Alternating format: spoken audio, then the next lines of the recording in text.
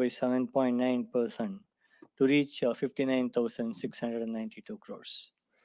Our disciplined execution across multiple margin levers helped us achieve an operating margin of 24.3%. This represents a sequential margin expansion of 110 basis points, translating to 14,483 crores of operating profit. Our net profit for the quarter has come in at 19%, translating to 11,342 crores. Consequently, our EPS has reached 31 from 30.26 in Q1. Cash from operations at 11,821 crores is a healthy conversion at 104.2% of net profit. The board has declared an interim dividend of rupees 9, amounting to about 3,293 crores. In addition, the board has also recommended a share buyback of rupees 17,000 crores at a price of 4,150 rupees. This is in line with our practice of returning 80 to 100% of free cash flows back to our shareholders. In this quarter, despite macroeconomic uncertainties, customer metrics showed improvement across all bands. The number of customers from whom we make more than 100 million rose by 2 to 61 customers on a year-on-year basis. There has been a strong customer movement across all the other bands as well. In addition, our customer base of 1 million plus stands at 1,272 customers, an increase of 62 over last year. Moving on to segmental commentary, United Kingdom continued to its outperformance to achieve a revenue growth of 10.7% year on year. North America grew by 0.1% and Europe grew by 1.3%. On a sequential basis, happy to report Europe returned to positive growth. Growth markets of MEA, Middle East and Africa and Latin America also had strong double-digit growth. Among the verticals, manufacturing, energy resources and utilities, and regional markets, essentially our banks and by BFSI platform, had strong sequential growth. On a year-on-year basis, manufacturing grew by 5.8%, life sciences and healthcare grew by 5%, energy and utilities by 14.8%, and regional markets and platforms by 14.3%. As you can see, BFSI degrew by 0.5% and consumer business, which would be the new name for our retail, travel, transport, and hospitality business, grew by 1% on a year-on-year basis. However, BFSI posted a positive growth on a sequential basis. Our deal wins continue to be very strong. Our order book closure for the quarter stands at $11.2 billion. This is a third consecutive quarter of more than $10 billion in order book. This includes two mega deals of JLR and BSNL, which we announced already. This represents a sequential growth of 10% and a year-on-year growth of 38% of TCV. Our order book for North America stood at $4.5 billion, for BFSI at $3.03 billion, and consumer business at $1.44 billion. Our attrition continues to improve. On LTM basis, our IT attrition has reduced to 14.9% from 17.8% in Q1. Last quarter, I talked about our investments in generative AI. During the current quarter, we launched our AI.Cloud business unit by bringing in together the power of cloud data and AI ML, including generative AI.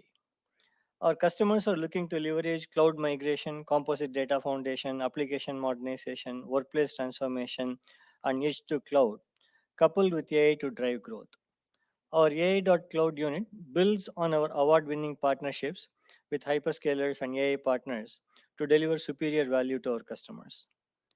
We also had an opportunity to validate our future-ready AI-first point of view and our four-layered architecture for enterprise adoption of generative AI in our customer summits in North America and Europe, which were very well received. We are currently engaged in more than 250 generative AI-powered engagements with our clients. We have also defined a catalog of use cases that help our customers to fast-track their generative AI adoption. As mentioned in Q1, we completed the initial generative AI readiness training for 100,000 associates already. Further training is going on for next level of training. As an update on our R&D efforts, we have filed for 218 patents in Q2 and were granted 149 patents. Both the numbers are significantly higher than Q1. With those updates, I hand it back to Kritika and we'll open it for question. Back to you, Kritika. Thank you. Thank you so much, Kriti. We'll throw the floor open for Q&A. Let's start with Anisha Jain from ET Now. Anisha, two questions. One from each, right? Two questions overall. I'll ask it one by one, so just that it's easier. Good evening, gentlemen. Thank you so much for your time. Kriti, what explains the dip in revenue that we have seen this quarter? Is it a broad-based slowdown kind of request from clients to slow down the execution, or is it more specific to a specific client, geography, or vertical? See, to some extent, it's broad based, but we've been explaining it last quarter also. Okay, the trend is same. Essentially, clients want to invest in newer technologies. So technology adoption is very high, and given the macroeconomic uncertainty, there is also a lot of request towards cost optimization projects. So we are able to sign new projects, and the project that we sign, we continue to execute them, and they yield the revenue as planned. But in any given quarter, there will always be some amount of degrowth. Essentially, some projects will be complete, they come to a natural end, and some projects will get downsized. So, if the degrowth is much stronger, or usually in a regular good growth quarter, there will be less of degrowth and more of new addition coming in. So, net net, you see a lot of growth. But what's happening now is that we are not fully compensating for the degrowth, which is more normal process, but we are not fully compensating because clients are also optimizing or pausing some of the ongoing projects, and so there's some deferral happening. So that's the reason why you see, while the TCV is still strong, the revenue growth is not reflecting in the revenue growth. Okay, so let me toss it to NGS. Since the ramp ups are slower, when are you expecting those ramp ups to actually show into the numbers?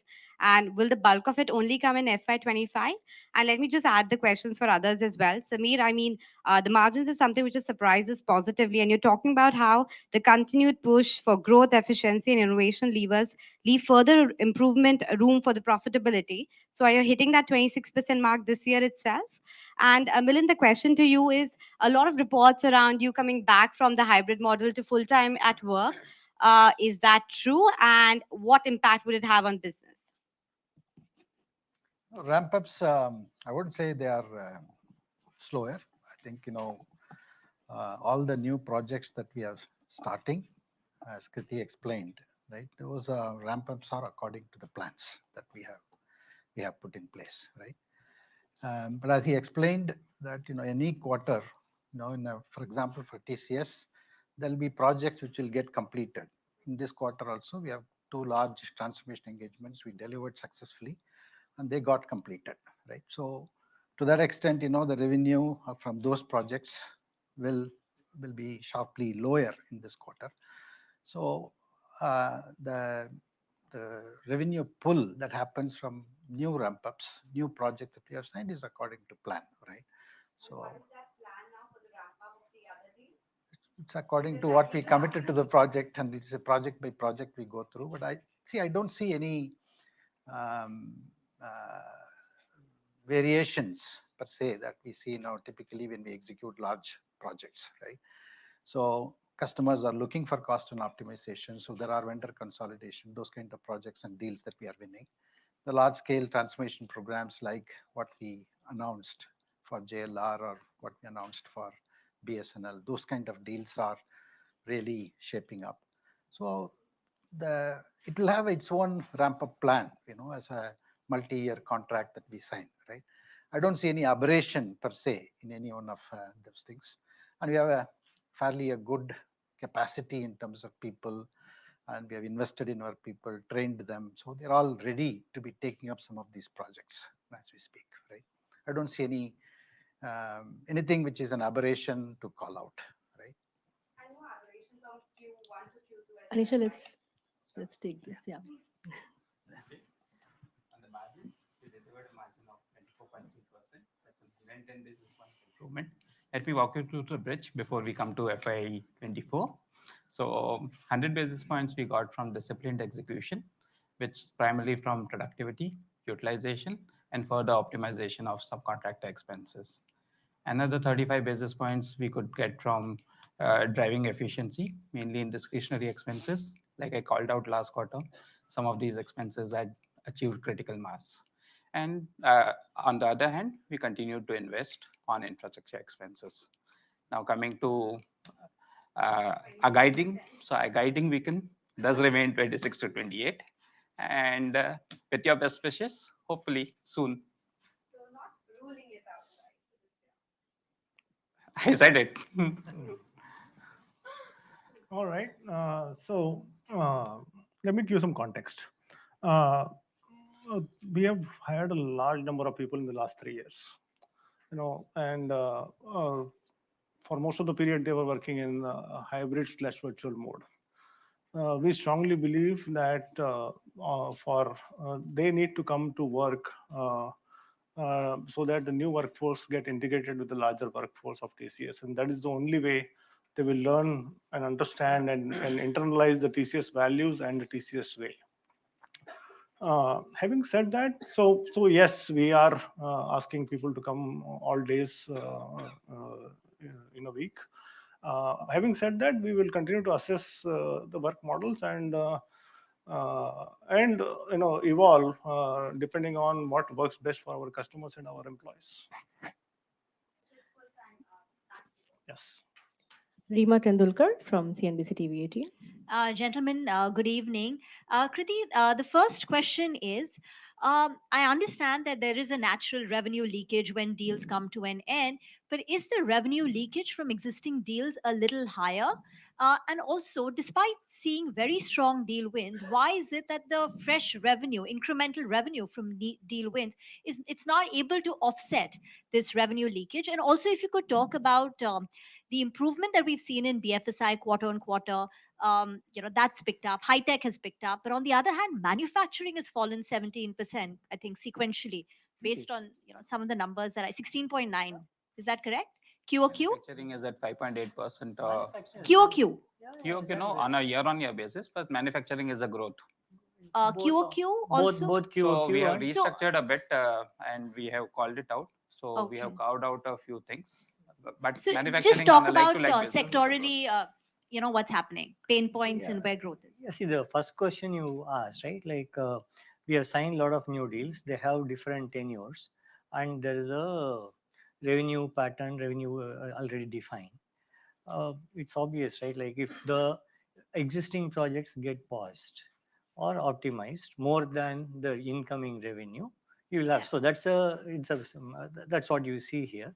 But what we once things settle down, once there is a certainty, we believe that the reduction or optimization will be overcompensated by the new projects, and we should get back into growth. But we won't know when. Okay, but in terms of sectoral, like uh, while BFSI returned to positive growth, it's a small positive growth. I think I don't want to read too much into it. UK continues to be our if I go through the industry verticals, manufacturing is one actually been performing very well, and energy resources has been doing well. Actually, one thing of interest is all our regional and emerging markets are doing very well. Middle East, Africa, India, or banking platform, they're all doing very well. Banks and banking platform, they're all doing very well. And if you look at geographies, UK continues to be our performer for us. And again, on a positive note, Europe has turned positive. Like Europe, we have some specific NGS was mentioning about particular projects closing, or once you complete a integration, after that the revenue drastically falls. So we had a couple of issues in Europe. In Europe, particularly, Benelux region is doing very well. Nordics is okay. The issue is to some extent restricted to Germany, France kind of region. So it's mixed bag in Europe, but I think long term, our TCV has been good. Our order book looks good in Europe for us to set us on the right platform for growth. NGS, when do you think discretionary spend will come back? And two, on deal wins, third consecutive quarter of $10 billion plus, would you like to step up your guidance on deal wins of $7 to $9 billion? I think we are pretty happy with what we are doing, right?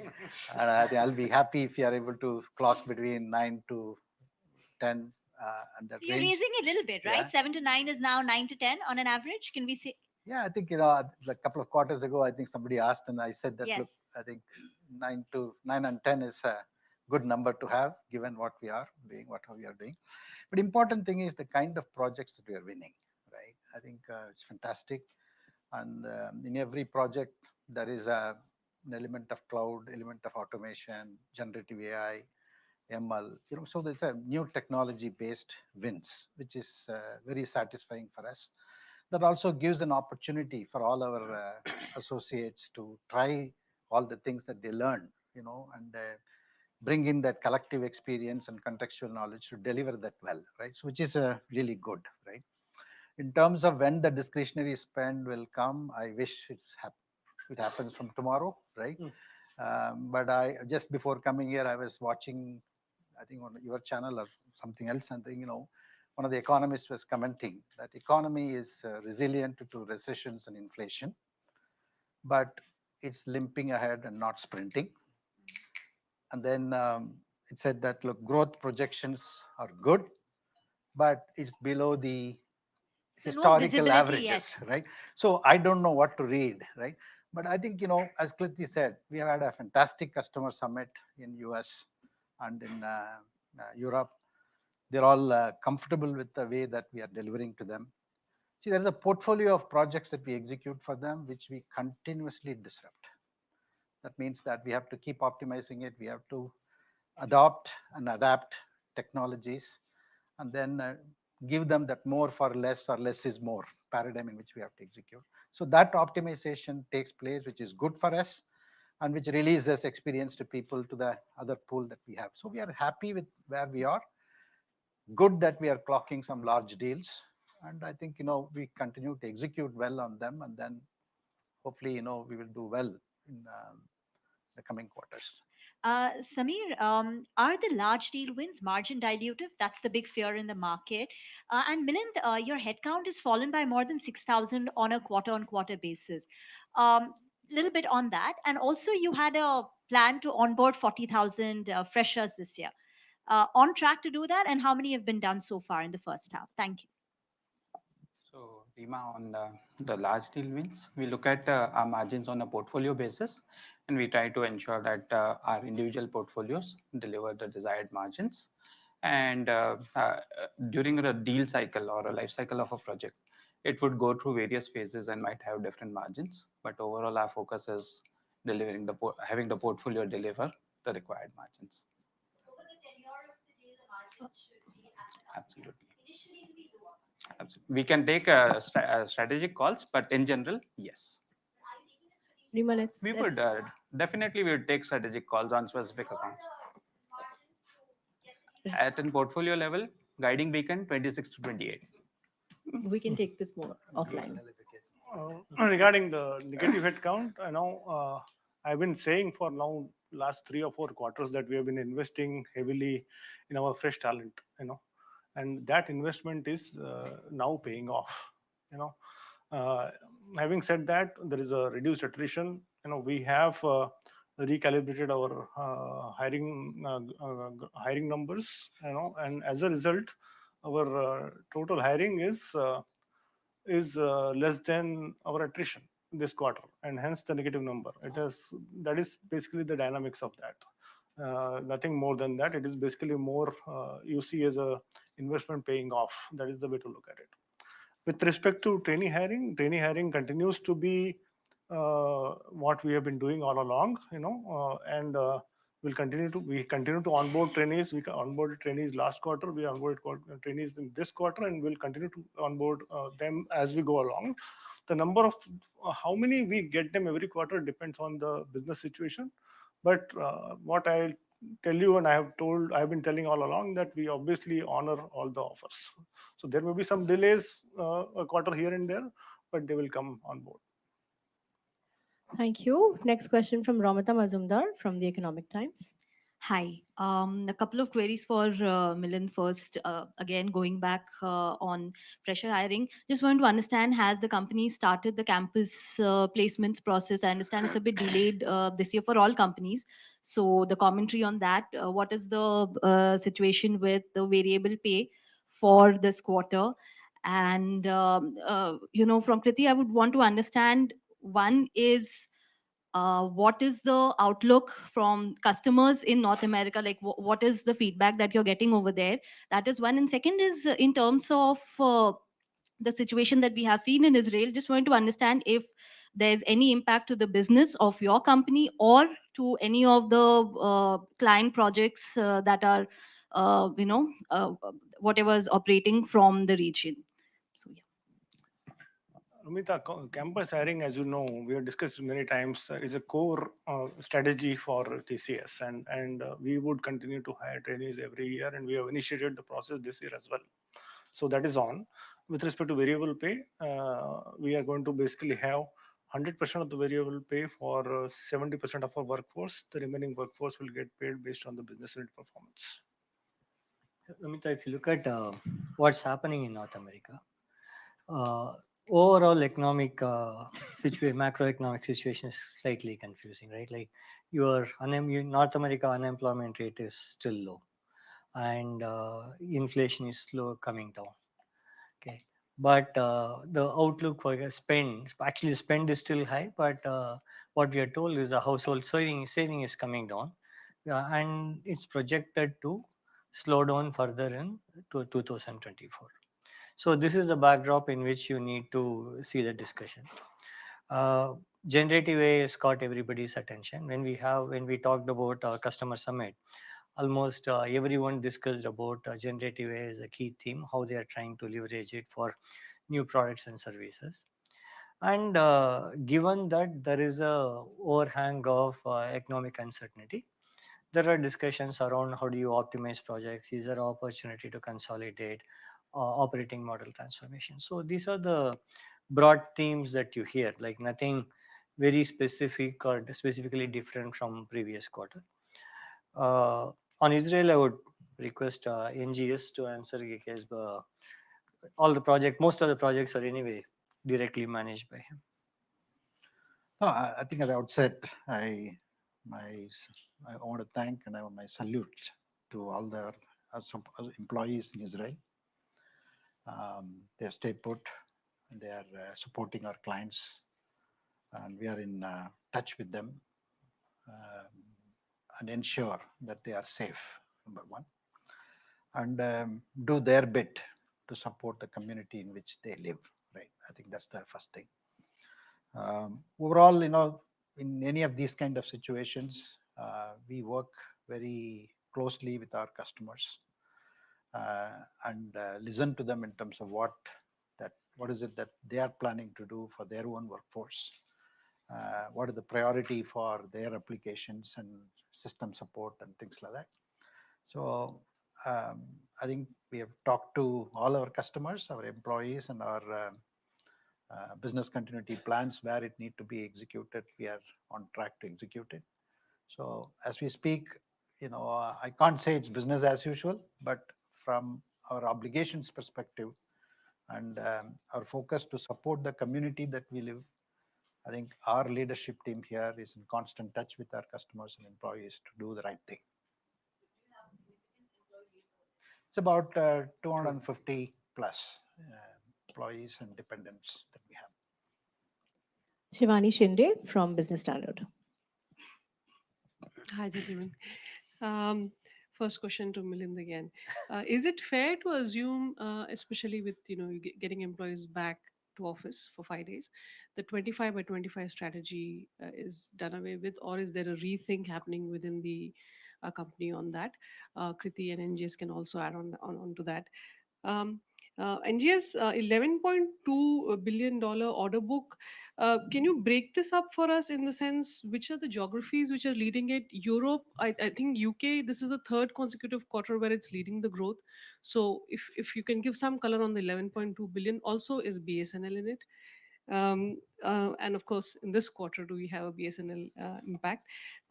Kriti, you said that two questions for you. Two, you said that your regional and smaller markets, or rest of the world, rather, I should put, has done very well. In the current scenario that's happening, do you see some impact? Middle East, do you see because of what's happening in Israel, impacting your growth story there? And also on the RMG issue, if you can give us an update, what's happened there? Um, and to Samir, work from office, so impact on margins, is there room optimization for that? Yeah.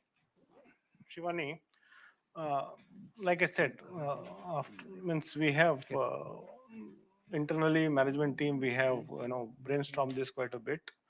Um, you know, having large number of people coming in the last 3 years, we believe it is important that we get them to office. And I said this earlier, primarily to make sure that they understand, internalize our values and our way. I think with respect to 25 by 25, we will continue to assess our future work models as we go along. Whether it is 25 by 25 or something else, we will adopt, based on what works for our employees and our customers.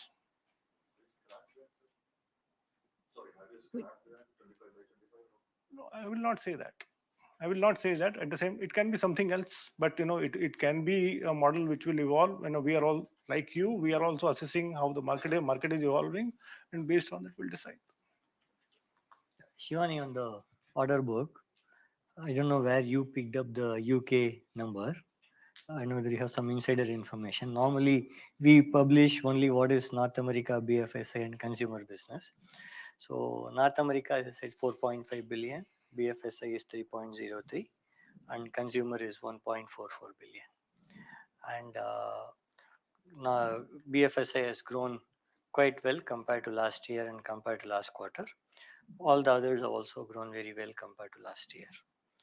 Your other question on regional markets. See, when we our regional markets, when we talk about it, we talk in terms of, as I said, Middle East, Africa, and India, Japan. So Middle East Africa is a smaller portion. So we don't expect any major impact to our business because of this. Okay. On the RMG issues, we have completed our investigation.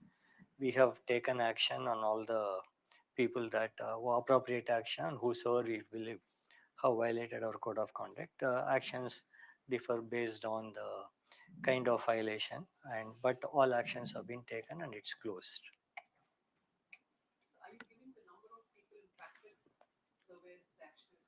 You have the number with you? Shivani, Milind? let's take it offline. There's already a lot of We'll questions. give you, share it with you. 11.3 billion includes BSNL. So we have 2 billion plus. I can confidently say that talk about BSNL now, right? I think as far as this 25 by 25 question is concerned, I just want to add one more thing to what Melinda said. See, we always have pioneered the workplace model and workforce strategy for our business, right? When the pandemic struck, we within a matter of a week or 10 days, we enabled working remotely almost 100% of our employees, right? So we have these systems, processes, and tools to um, adapt ourselves to do the right thing for every project, right? So it's a question of what is required at this stage, right? We had discussed it internally, and we have been advising our employees to come and work with us in the office, right? And the advantages are being realized, right? And people feel that it is better to be in the office. So we have got about 70% of our employees have started to come to office, right? That's at this stage, which is a very good thing, right? And given that the large scale hiring that we did and the kind of attrition that we experienced, and we feel that there is a mix of people, leadership, etc. we have today, which we believe that it is advisable to get everybody back to office at this stage, which is the need of the hour for TCS, so that, as Milind explained, the TCS way of working, the mentorship that they experience, and the kind of interactions that one typically has in a collectively with the customers. These things are not taught anywhere. These things are observed and learnt, right? And it's better done in a collective uh, workplace or coexisting workplace, right?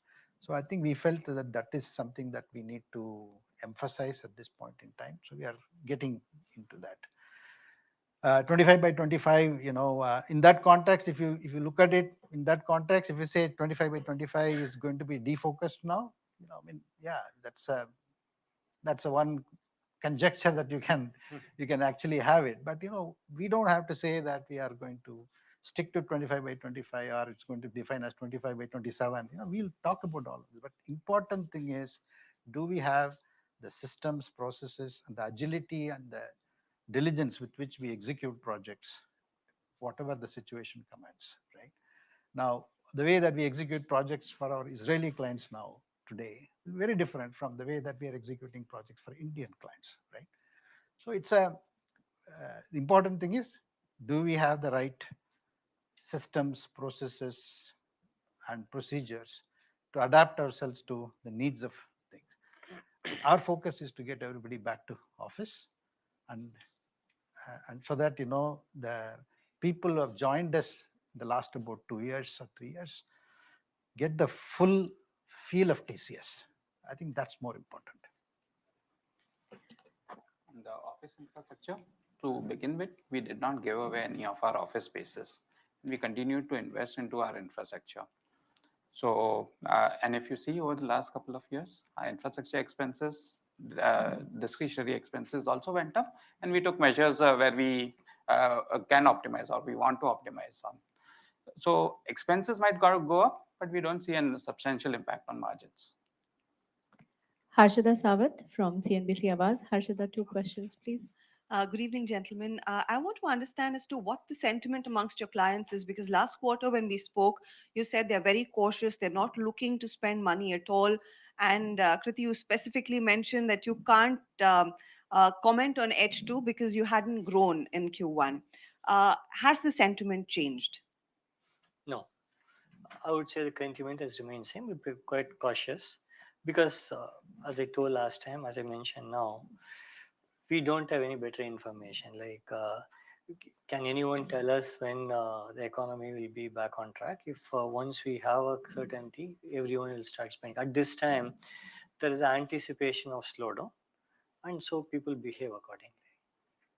So the fear the market is also trying to factor in or perhaps address and perhaps take a comment from you, gentlemen, is that FY25 could also be a washout year. And two brokerages have also said that. Is that a fear amongst your clients at this point in time? Because I see you winning deals. And should one understand that perhaps the deal conversion is going to take far longer than anticipated, and it may take longer to reflect in the revenue as well, NGS? I think it's safe to assume that the planning horizon for all of this, especially in this sector, and given what's happening, probably a fortnight, right? Anything to look beyond to talk about to FY25 now is, I think, too premature. But deal conversions are they going to take longer than I anticipated? mean, I think we've got 10 billion. 3 successive quarters of good deal bookings, and I think what we would like to focus on is to execute them as fast and as efficiently we can. Thanks, Harshada. Ekta Suri from Z Business. Good evening sir. Sir मैं पूछना चाहूंगी कि आपकी partnership हुई थी Nvidia के साथ AI को लेकर, वो जो ट्रेनिंग सेशन है वो कहाँ तक पहुंचा है, and going ahead what kind of AI projects are you planning for your clients, or what kind of demand is there in the market for the same? No, the training process for our alliance with NVIDIA, we started the training because it's NVIDIA is, as you know, is a more a semiconductor and chip manufacturer. So we are working with them on how we can leverage the infrastructure for training more of our associates. You'll hear the plans soon. Kind of projects like what you see is the complexity of the generative projects are increasing. As when you started, the projects were more about knowledge discovery. But as our clients understand more, on what we can do, or we go and explain to them what is out of possible, you slowly see the complexity of the projects increasing. Like for instance, now we are doing projects around some sort of a co-pilot for a financial advisor. When the financial advisor is talking to their client, what kind of advice they can give, okay, or when you are talking to actuarial, like helping them, I'm sorry, the underwriter, helping them in underwriting the policy. So the complexity of the projects that we are doing is steadily increasing. You will hear more and more interesting case studies as we go along. And also, as we are seeing like negative growth in certain sectors like BFSI, communications and media, technology and services, is there any specific reason for it? And when do we see that this will be positive? And as you were mentioning that there are certain kind of AI projects that you're doing for, like a financial sector you just mentioned. So various industries and various sectors, when they are going and talking about AI, so is it like, are they genuinely prepared? Is the tech foundation strong enough to build the building of an AI? Because what's happening nowadays is that the tech foundation already was haywire, and you're building an AI on that foundation. So the CRM and other services are highly impacted because a customer is also lost, and also the company is also lost because they want to be part of the AI thing but are not strong enough for the same. Go I ahead. can add. Yeah, go ahead. I think you are able to articulate this better than us, so we are going to hire you, right? But be that as it may, I think NVIDIA partnership is extremely critical and important. It gives us a tremendous opportunity, right? The AI processors on which the art of possible is phenomenal, right? Across these various verticals, we have clocked, as Kriti said in his opening remarks, a number of use cases, and we have cataloged all of them per vertical, and we have been able to go and engage with clients in conversations, whether it is related to, as rightly said, whether it is CRM related processes or payments related opportunities or wealth advisory related opportunities. So each one of these verticals, we have defined and cataloged certain use cases, which is what we are using right now to go and engage in conversations. But having said that, look, clearly, it has captured the imagination. And the tech foundation that you talked about, I think customers who have moved into a cloud native architecture and cloud native things, it's a lot easier to implement, no doubt about it. But people who are in their in progress journey and then have adopted a multi-cloud strategy and things like that, there are certain enhancements to the foundation that we have to do. But overall, it's a lot of work, a lot of interesting work, a lot of intellectual discussions. So very nice, actually. Thank you. Debangana Ghosh from Money Control. Hello, gentlemen. My first question to Milind. So the bribery probe has now been completed. So just wanted to understand from that perspective, what kind of measures are being taken, to ensure that the compliance happens and these kind of situations don't come up. That's one question. My second question is to NGS sir. NGS sir, you mentioned that Israel also has around more than 250 TCS employees at the moment. So, are there any steps being taken to evacuate them, or is the situation has the situation grown to that extent to you need an evacuation there? That's and I also wanted to understand. You had mentioned in the previous quarter that TCS was working on building its own LLM. So, is there any update there? Okay.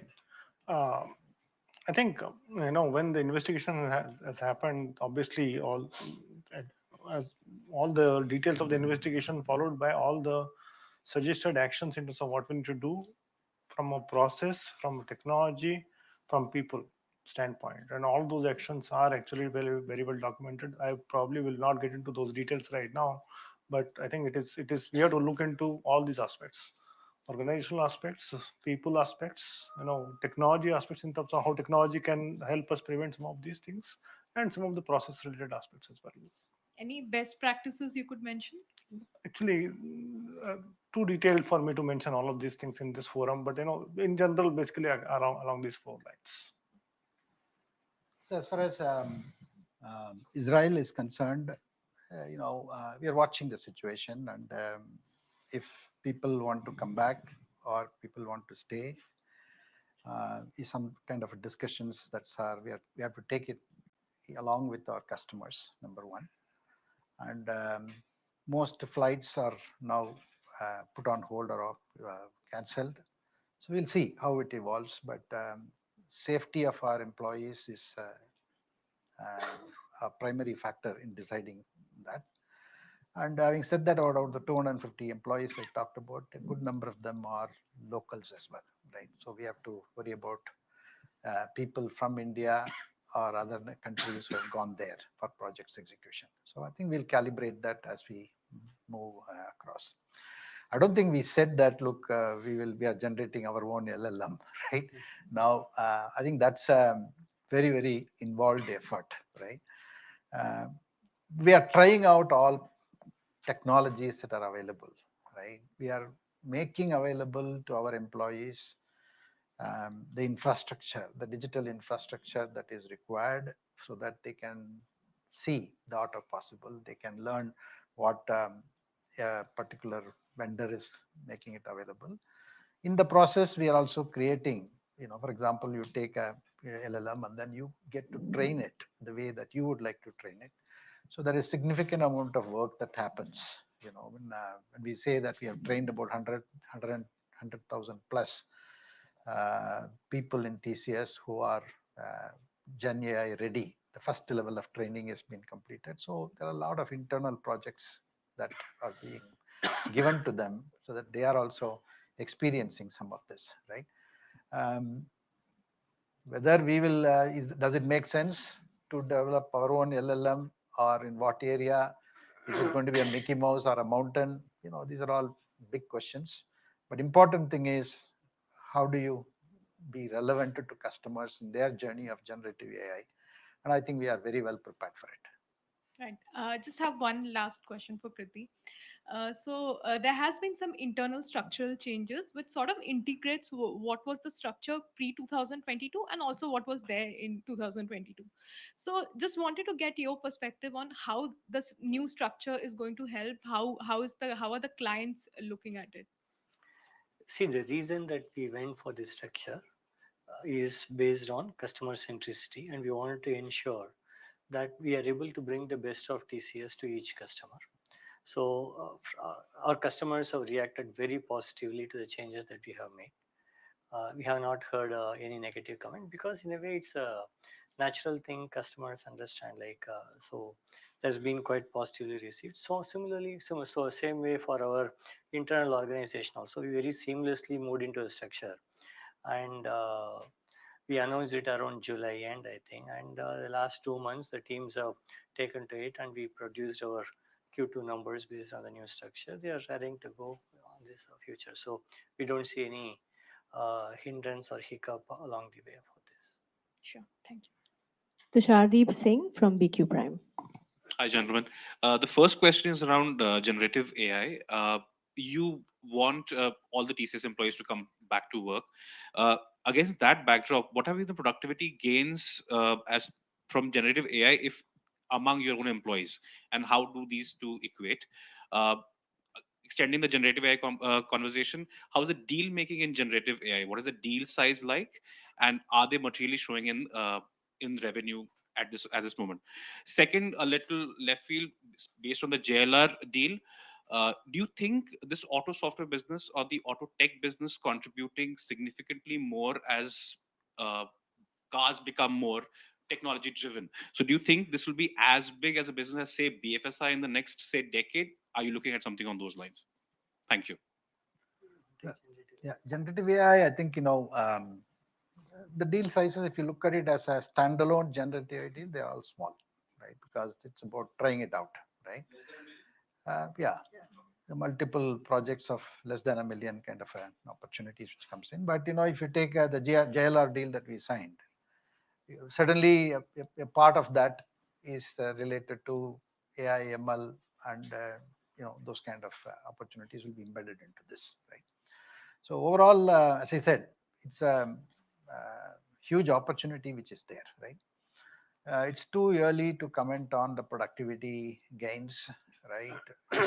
I have put my own generative AI, something in for my helping me. So it saves 70% of my time, right? That doesn't mean that I will get 70% productivity across the board, right? Uh, so I have to go by what I read in the reports. Everybody talks about anywhere between 30 to 40% as a productivity gain. A lot of people are talking about it, but they're also talking about it that gains are going to be offset by the cost that you have to pay for getting all the LLMs and how much you are going to pay. So it's net, it may actually be neutralized. So we have to see how this whole thing evolves. But important thing is that technology is good. It has a huge potential. It has the ability to deliver something which is of superior quality and superior value.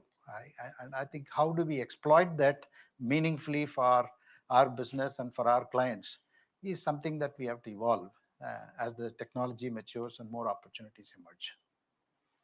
More on the auto software business, do you think it's become as big as BFSI? Also, just a little bit additional to that, what is the kind of overlap or synergies that you may see with, say, a Tata Technologies which is going to IPO in the next 1 month or so? I don't know. That's out of syllabus. Yeah. No, that's out of syllabus. I think I don't want to comment on it, but I think it has what you talked about as the more and more of the vehicle or drones or robotics or any of these things is going to be driven by software, and even the telecom equipment, the radios that you see is going to be a lot more driven by software. So that kind of technology, the engineering piece of software is going to be on the rise, right? Whether it will become bigger than BFSI, no. If I'm a banker, if I wear a banker's hat, I will say no. Right? Varun Sood from Mint. Hi, gentlemen. 3 questions, sir. First, on specifically on BSNL, the deal value, I believe, is 2.9 billion, and there are 3 companies. So just if you can help us understand how much would be for TCS, of the BSNL deal, and what will be the profitability. The second question, sir, up until now, TCS was the only company which managed to increase its headcount sequentially or year over year compared to all IT services companies. But this is the first quarter when you've really seen a kind of a big decline. Are things getting difficult macroeconomically if we see where your headcount is slipping? And will this be the trend going forward that over the next 2 or 3 quarters, there could be some recalibration with regards to your workforce, especially because over the last 3 years, you've expanded your workforce pretty high. The third and the last question, sir. The first 2 quarters of what is considered to be very good quarters for the Indian IT services companies, yours has been a very soft growth, like some of your other peers. Q3 and Q4 also has a little bit of seasonality and furloughs. So if we have to understand from pre-COVID era, with a little bit of macroeconomic uncertainty, fears of a looming slowdown, furloughs, will Q3 and Q4 be far worse than perhaps pre-COVID? And I'm not asking about FY25. So thank you. I think BSNL, I don't know where you got that number of 2 plus whatever it is, but as I said, it's a little over $1 billion plus is what we have for us we have contracted so far, right? And there will be others which will come eventually, right? But this is what we have contracted so far. And we don't give breakups in terms of what is for us, what is for somebody else at this point in time. But it's important to recognize that it's a very large, complex deal. We are responsible for establishing the modern 4G, 5G network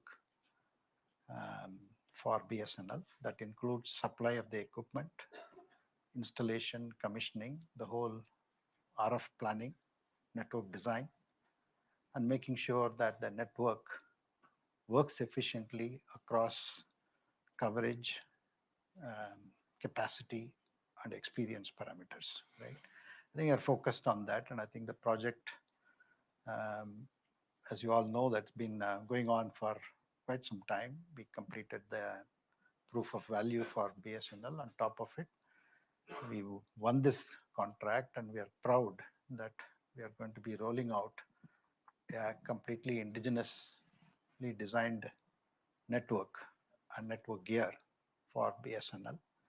This quarter, we have started to started the supply of the equipments. As we speak, a few circles in which we have started to do the design and installation commissioning. And hopefully, we will live up to the expectations of BSNL and deliver a superior experience to customers of BSNL. Yeah. Varun, I think you answered the question yourself.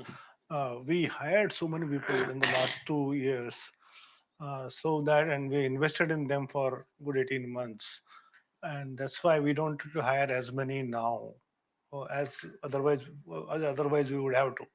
So that is the reason. I think one point I want to mention is we should not relate the headcount growth or headcount degrowth with business demand or business situation, because all of this is happening across quarters. So these people coming in for last 18 months are now getting leveraged over the past year in the business, is what is happening today, and going forward also you will see something similar for the next couple of quarters. On the H1, H2, your observation on H2 seasonally being weaker than H1, that's factual. Okay, but whether H1 will be worse than H2 from pre-pandemic level, we wish that it's better. But am I going to make a prediction? No. Lalatendu Mishra from The Hindu. What I understand, most of the questions have been asked. What I understand is the headwind is still on. Is that correct? And it is continuing. As I said, yes, there is an uncertainty because of which clients are focused more on optimization, which results in the older projects getting optimized or some of them getting paused or reprioritized, resulting in muted or moderated revenue growth. In the last quarter, you have made some changes in the organization. Is there any more changes likely? I hope you have settled down and see, whatever we thought is a priority, we have done. Otherwise, as an organization, we continue to evolve. If we see a need to make some changes, tweaks, we will continue to do. Nothing is cast in stone in terms of organization structure. What we believe is right for the organization. TCS is fairly agile organization, and our leadership is very tenured. So folks are quite willing and available to do different jobs or different roles as required. And from Hindu to Hindu Business Line, Ayushi Kar. Good evening, gentlemen. I have a few questions for Mr. Milind, and this is to the point that NGS also pointed out that AI is bringing at least 30 to 40% productivity to your employee base. And given that the headcount... Did he say 30 to 40%? I didn't say that. Oh, okay. Apologies. She said actually 70%. 70% for himself that he did not want to generalize, but definitely there has been some. What I wanted to understand was, given the way headcount is heading, and I mean, you have said that fresher hiring is going to remain a cornerstone for the organization. Can you give us a date on when you will start recruiting? And again, how much is AI going to play into just your sort of hiring kind of vociferousness shaping out in the future? For NGS for BSNL, you have pointed that you've started to get equipment and establish networks in certain circles. Can you give us a target for this quarter? What are the how many what is the extent of the 4G network that is going to be be established by the end of this month? And also, given that you have partnerships with NVIDIA, you're also seeing telecom operators kind of build, Jio has partnered with NVIDIA as well to set up an LLM. Can a partnership with TCS and Jio Reliance be sort of in the fray to build those kind of, like a potential LLM in the future? I think let's take these questions first. Ayushi, if I may respond to you, you said when will you start hiring? We have not stopped hiring. We are continuing to hire large numbers both from the campus and from the market. It just happens in this quarter that whatever we hired is less than what the people we lost. That is so hiring is continuing and in large numbers. So that will continue. Our trainee hiring definitely continues in the same pace this quarter, and it will continue in the next couple of quarters as well, and it will continue next year as well. With respect to AI, I think NGS already answered the question. Too early to say anything with respect to productivity at this point in time, but we are continuously looking into all these things, working on so many POCs and projects now. We'll understand and assess and how it impacts over a period of time. I think, if AI delivers that kind of a productivity, I think the demand for consultants will be so high that we'll end up hiring a lot more, is what my thinking is at this point in time, right? But it has the potential, and we'll have to see how it plays out at enterprise systems and application level. I think that's we should see. As far as BSNL is concerned, I don't want to give any breakup in terms of what I'm doing now, what will happen quarter one, quarter two, quarter three. But then our target is to complete the rollout in about between 12 and 18 months, right? The whole 4G and 5G network. She asked about NVIDIA, Geo, LLM. Yeah, I mean, NVIDIA for sure, that I think we are looking at leveraging that a lot more. And I think NVIDIA chips and processors, the way that given that a lot more of it is going to be AI driven, and then it's good to design systems that works more efficiently on NVIDIA processors, and then sort of our own, for example, in fact, most hyperscalers are also looking at AI chips and AI processors, right?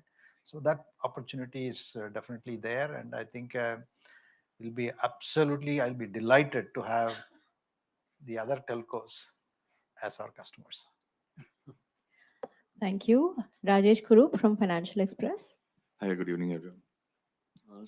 One general question, what you see globally for the IT industry because of the macroeconomic situations? Is this a slowdown coming in? Is it a mild recession, or are we seeing a major recession? That's one, just generally for the IT industry. And from the HR front, ghosting is one of the biggest issues right now. Ghosting, people accepting offer letters and disappearing. What are you seeing on that front? Is that happening to you also? How serious is it impacting the HR sector generally for the IT industries? Rajesh, you are seeing what we are seeing. IT industry, like growth has moderated, and till there is a certainty on the global economic outlook, this moderation will continue because many of the customers will try to conserve cash for a difficult period ahead if they expect a difficult period. Once that certainty comes in, you would see growth also. So whether it's going to be difficult for IT companies specifically, this is a function of the overall global economic situation. It cannot be separated out from the global situation. You want to? Yeah, I think no, I can't relate to what you're saying because people not taking offer. Yeah, no, that's the point is. In fact, the other way around, our conversions have gone up. More people are joining. Our joining ratios have gone up. Good percentage points. So it's a good thing for us, good thing for everybody. So I can't relate to what you're saying. And a final question from Vivek Kumar from Informist. A couple of questions. First, to Samir, what can we expect for margins if growth remains under pressure? So where does it put margin outlook for you for the next couple of quarters? And on deal pipeline, so for the past 3 quarters, you have won deals north of $10 billion. So going ahead, is deal pipeline giving you confidence that you can continue that in the upcoming quarters? So on the margin front, we delivered 110 basis points this quarter. And when the top line growth was sluggish, and we relied on productivity utilization, and subcontractor cost optimization as the levers, and we'll continue to do so. Growth can only help us accelerate this journey. Overall, our pipeline is quite strong still. In fact, despite a heavy conversion into order book, our pipeline continues to be strong. I cannot comment whether all of them will get realized in Q3 or whether Q3 TCV will be same number, but pipeline is quite strong, and it gives us a confidence that our order book will also continue to be strong. And with that, we are at the end of this press conference. To everyone joining in person, thank you so much. Please join us for high tea. And for all our stakeholders that have joined online, have a good day and thank you so much for staying with us and watching.